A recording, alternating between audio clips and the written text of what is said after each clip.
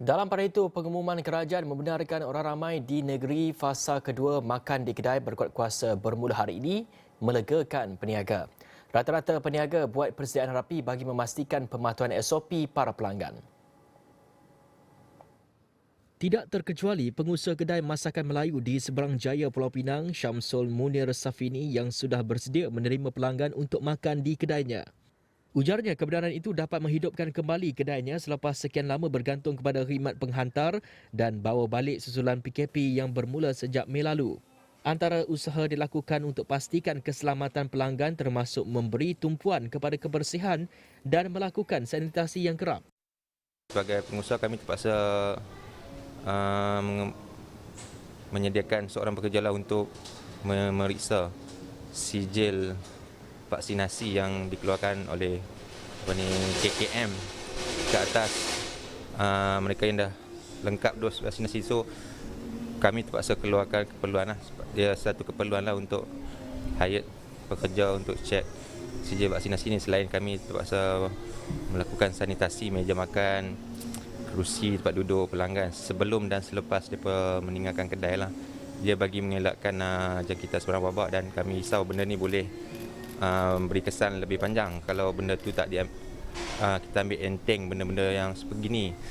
Sebab kerajaan pun dah tetapkan mereka yang nak dine in pun perlu mematuhi SOP ketat. Contohnya satu meja 2 orang dan sebagainya. Jadi benda itu yang kami akan partikular. Dalam pada itu, bapa kepada 4 orang anak itu berkata peningkatan kes tinggi direkodkan ketika ini selain tidak semua orang telah melengkapkan 2 dos vaksin turut membimbangkannya. Harapan saya supaya benda ni cepatlah pulih dan orang ramai diminta agar segera mendaftar untuk mendapatkan vaksin. Dan kita tahu dan memang kerajaan pun dah bagi tahu bahawa mereka yang melengkap dos vaksin 2 dos yang akan diberi kelonggaran daripada segi dine in, rentas daerah dan sebagainya. Jadi saya harap orang ramai dapat daftar vaksinasi untuk menambah peratusan herd immunity di kalangan masyarakat. Jadi secara tidak langsung benda tu boleh memulihkan ekonomi semua lah. Perdana Menteri Tan Sri Muhyiddin Yassin pada Ahad umum kebenaran makan di restoran bagi mereka yang telah menerima vaksin lengkap dan menetap di negeri-negeri dalam fasa 2 dan seterusnya bermula hari ini. Muhyiddin juga menyarankan kepada pengusaha-pengusaha premis kedai makan supaya menyediakan lebih banyak ruang tempat makan di bahagian luar premis bagi pengudaraan yang lebih baik.